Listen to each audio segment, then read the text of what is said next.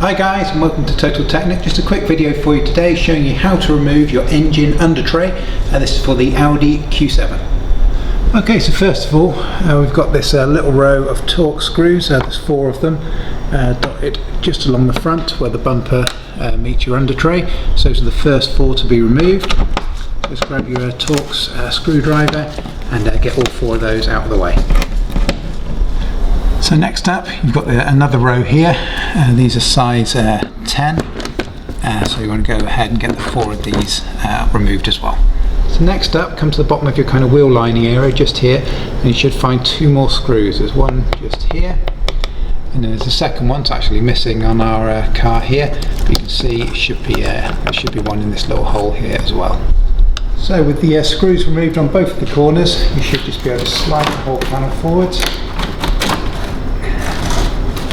Carefully drop it down out of the way. So that is your engine cover removed. So there we have it guys. Hope this video has been helpful for you. If it has, could you do us a quick favour in return before you leave us here on YouTube? Please be sure to hit that like button. Additionally, please be sure to also subscribe. We have hundreds more Audi videos on our YouTube channel. Thanks for watching. We'll see you again.